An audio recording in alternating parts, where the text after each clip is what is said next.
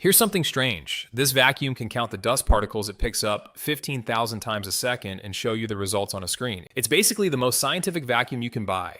And yet, one of the most common things owners run into isn't dirty floors, it's the machine itself insisting its filter is dirty when it isn't. A vacuum built to prove everything else is clean, tripping up on the one thing it controls completely. Stick around, because that contradiction says a lot about what it's actually like to live with this thing.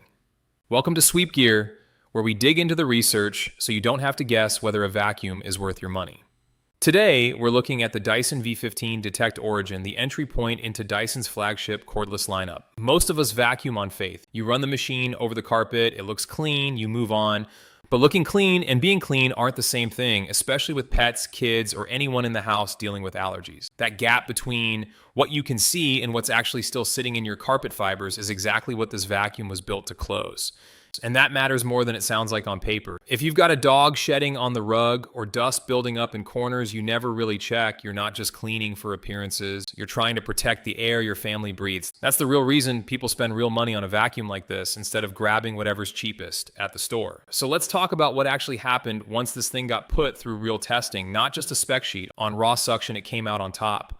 Measured against other cordless vacuums in its class, it posted the strongest sealed and unsealed suction numbers recorded in that comparison. That's not a marketing number. That's what happened when someone actually measured it. What does that translate to in your living room?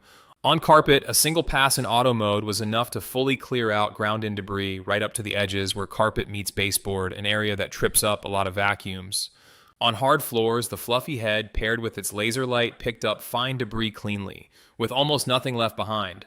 Speaking of that laser, it's not just a gimmick. It shines a thin beam of light across your hard floor and lights up dust you literally cannot see with the naked eye.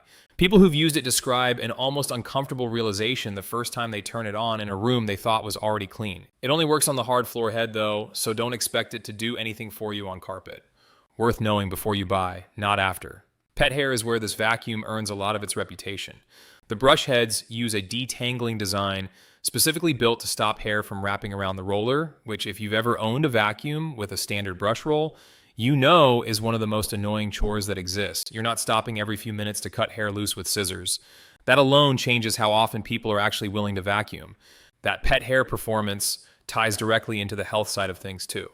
Whole machine filtration on this vacuum is rated to capture 99.99% of particles down to 0.3 microns, which matters if someone in your house deals with allergies. It's not just trapping visible hair and crumbs, it's sealing in the microscopic stuff too, instead of blowing it back into the room.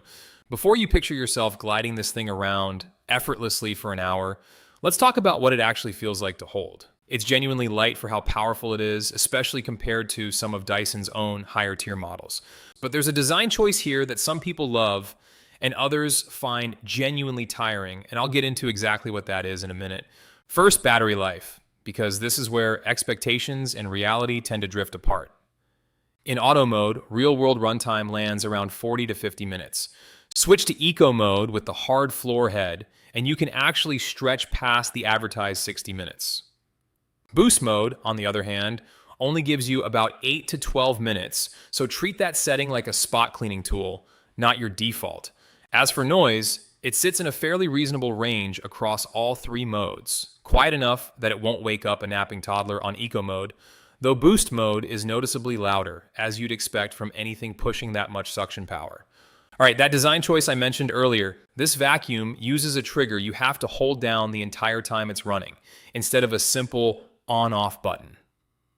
For quick cleanups, most people don't notice it at all. But testers who used it for longer stretches, 30 minutes or more, reported real hand and arm fatigue, partly from the trigger, partly because the battery placement makes the vacuum feel a little top-heavy the longer you're holding it up. Which brings us back to that filter warning issue I opened with.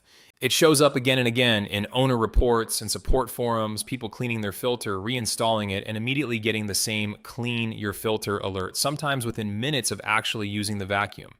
It's frustrating enough that it's one of the most consistently mentioned complaints out there. One likely contributing factor is that Dyson filters need a full day or more to completely air dry before going back in, and a filter that's even slightly damp can trigger that same warning. That won't fix every case, but it's worth trying before you assume something's broken. If you're weighing whether to buy one, the product link is right below this video so you can check today's price and see what other owners are saying for yourself. Reliability and support are worth being straightforward about too. The 2-year warranty and ongoing support commitment looks solid on paper. In practice though, customer service experiences reported by owners are a mixed bag, some smooth, some genuinely frustrating with long back and forth over warranty claims. That's not unique to this specific model. It shows up across the broader product line, but it's fair information to have going in. Then there's the accessory question, because this part genuinely confuses people when they're shopping. The Origin trim gives you the same core hardware, the same motor, the same sensing technology as the pricier Absolute and Plus versions. What changes is the accessory bundle. You're getting fewer extra tools in the box, not a weaker vacuum. That's actually the smart way to save money here, as long as you check exactly what's included before you buy, since that can shift depending on where you're purchasing it from. So how does it stack up against the obvious, cheaper alternative a lot of people are also considering? Head to head, this vacuum scored notably higher on overall cleaning performance, but the competing option costs roughly half as much, and it has a wand that bends to reach under furniture, plus an optional base that empties and stores dust for you automatically, something you won't find at this price tier here. If raw cleaning power and filtration quality are your priority, this vacuum wins that comparison clearly. If stretching your budget matters more, that alternative deserves a serious look too. So who is this actually right for? If you've got pets, anyone in the house with allergies, or a mix of hard floors and carpet, and you're willing to pay a premium for the strongest cleaning performance available, this is a genuinely excellent choice. If you're in a small apartment, cleaning a single small space, or your budget is the deciding factor, you're probably paying for capability you won't fully use, and that money is better spent elsewhere or on that cheaper alternative. Is it worth the price? For the right household? Yes, based on everything we just walked through. For a light user who just wants something simple and inexpensive, honestly, no, and that's okay too. Buying the wrong vacuum for your situation isn't a win just because it's expensive. Have you dealt with that filter warning issue yourself, or are you trying to decide between this and something cheaper? Drop a comment and let me know what you're working with. I read every one. If this helped you get a clearer picture, tap that like button so more people trying to figure this out can find it, and subscribe to Sweep Gear for more honest, research-backed vacuum breakdowns before you spend your money.